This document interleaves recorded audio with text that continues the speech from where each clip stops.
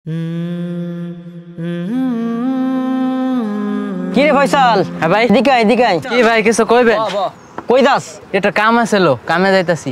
কুরবানির ভাগিটা কি হয়েছে তোর বাপ? না এইবার আব্বা নাকি কুরবানি দেবে না, জমি টমি কিনছে তো কি জানি সমস্যা আছে, কইলো যে কুরবানি না দিলে হইবো? আপনারা গরুটারে কিনছেন নি? আরে কিনছি মানে কি কস? তো এবার কাগজ লাগে কুরবানি দিতে। জাকির চাচার সাথে কুরবানি দিতি 3.5 লাখ টাকার গরু। কি কোন ভাই, জাকির চাচার লগে কুরবানি দেন? জাকির চাচা নিজে তো একটা সুদ করে, হ্যাঁ লগে কুরবানি দিলে কুরবানি হবে আরে নাকি? পাগল, এসব কি এখন আর কে দেখে? তারপরেও ভাই জানি না শুনে কেউ কি সুদ করে লাগে কুরবানি দেয়? ওর তো ওর লগে কুরবানি দিলে তো কুরবানি হবে না। আরে তুই পাগল নাকি? সে সুদখোর ঘুষখোর দেখার সময় আছে? আল্লাহর জন্য কয়জন কুরবানি দিতেছে? ধরো ভাই, নিজে জানি না শুনে কেউ সুদ করে লাগে কুরবানি দেয়? আরে এটা কোনো সমস্যা না, তোরে বুঝাইতে পারবো না, তুই যা তো তোর সাথে। ধরো ভাই, আপনার লগে বউ ভাই বললেছে মিয়া। হ্যাঁ, কি অবস্থা একটা! আগে মানুষ কোরবানি করতো আল্লাহর জন্য, আর এরা করে প্রতিযোগিতা করে লোক দেখানোর জন্য। সুদখোর ঘুষখোর কিছু বোঝে না।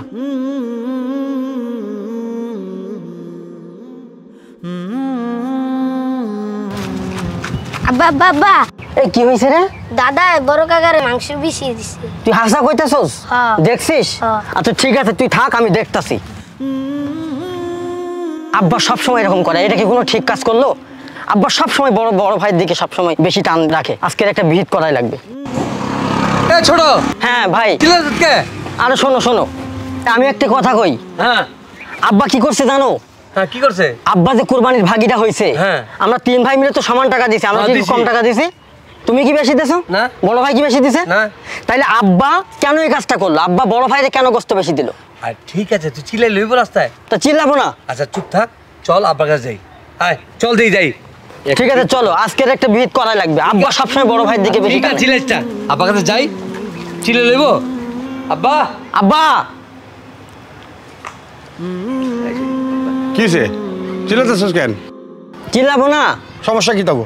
হ্যাঁ, বাড়িতে যাবি, বাবার লোক কথা কবি রাস্তা দাঁড়ায়া? আমি কি পড় তগো? এখান থেকে খেড়া ডাকতাছ বাবা বাবা কইরা? ক কি কবি ক? সমস্যা হয়েছে না? তুমি যে কুরবানির ভাগিটা হইছো, আমরা 3 ভাই কি কেউ টাকা কম বেশি দিছে? না। প্রত্যেকে সমান টাকা দিছে। তাহলে তুমি কোন দুঃখে বড় ভাইয়ের গোস্ত বেশি দিলা? এটা আমারে বুঝাই কও।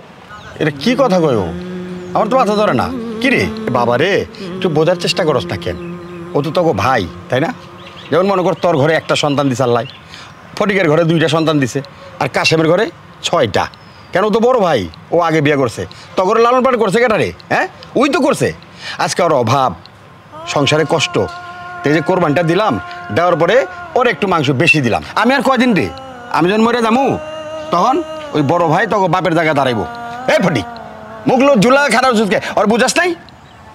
কইস না আব্বা। তুমি এমনি বড় ভাইরা সবসময় বেশি অন্য চোখে দেখো। ফটিক কিছু কবিও রে নাকি? তুই যেমন ভাষা ব্যবহার করতেছস মনে হয় যে ওই ভাই তোর আপন না, পর কেউ। এই তুই তো ছোট না, এখন তুই মনে কর তুই বড়, তুই ছোট না, তুই বড়। তোর ঘরে অভাব অনটন, আর বাকি 2 ভাই সচ্ছল আছে। তাহলে আমি তোর একটু মাংস বেশি দিলাম, এটা নিয়ে কি তুই রাগারাগি করতি নাকি চুপ করে থাকতি?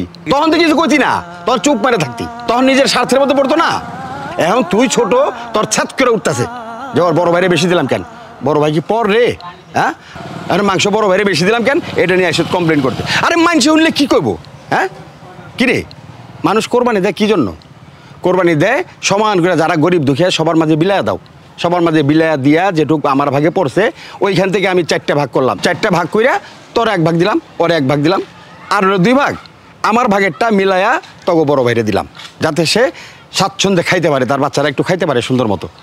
আমার ঘরে তো আমি রাখি নাই। এত এসব নিয়ে চলাফেরা করিস না, মন রেস্ট ঠিক কর।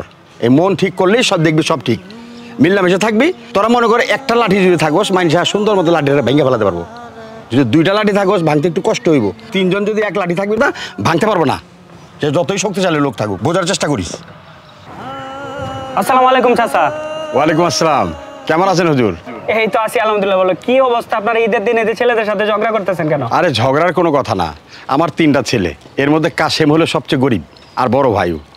এর জন্য আমি মাংস একটু বেশি দিলাম ওরে। কেন? ওর ঘরে ছোট ছোট বাচ্চা আছে বেশি, এইটা নিয়ে আমার সাথে ওরা এই হামথাম করতেছে।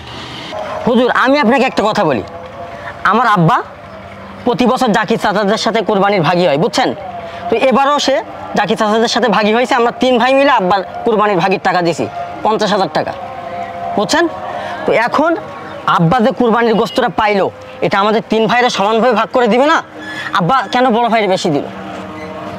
আপনি কোন বড় ভাইকে সে কেন বেশি দিবে? এটা কি তার সঠিক বিচার হয়েছে? এই তুই চুপ থাক, আপনার কথা বলতেছে না। আসলে আপনাদের যে বিষয়টা এটা যদি মানুষে শুনে তাহলে মানুষে শুনলেও হাসবো। আরেকটা হচ্ছে কুরবানি একমাত্র আল্লাহ তাআলার জন্য দিতে হইব। আপনারা তো জাকির চাচা সহ আপনারা এমনিতেই 7 শরিক আছেন।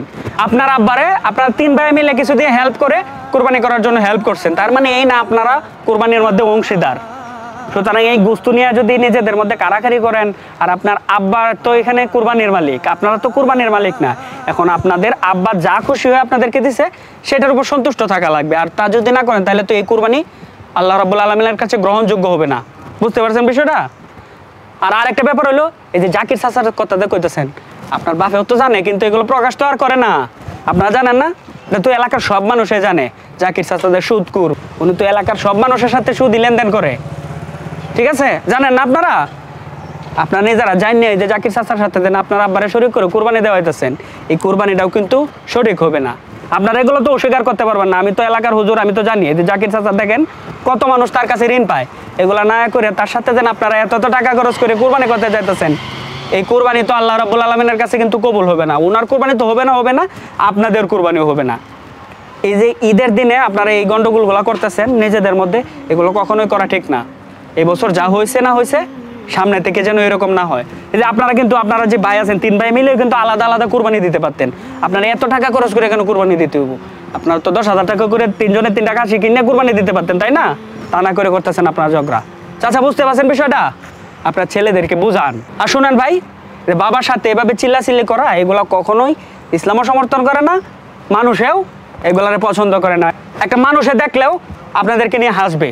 সুতরাং জান ভাই, আপনাদের বাপের কাছে দুজনে একটু ক্ষমা চান, আর সামনে থেকে যেন এরকম না হয়। দাঁড়াসকে দাবাক জবাব চা। আব্বা আমার ভুল হয়ে গেছে, আমি বুঝতে পারিনি আব্বা, আপনি আমার মাফ করে দেন আব্বা। আচ্ছা, আসসালামু আলাইকুম কাকা। ঠিক আছে, আমি যাই। ওয়ালাইকুম আসসালাম, জি। ওকে। আব্বা জায়গা কই যাবি? ঈদের দিন আইসস, একলগে খাওয়া দাওয়া করে তারপর যাবি। আয় চল। চল বাবা। ইব্রাহিমের মতো আল্লাহ তাআলার হুকুম মানো।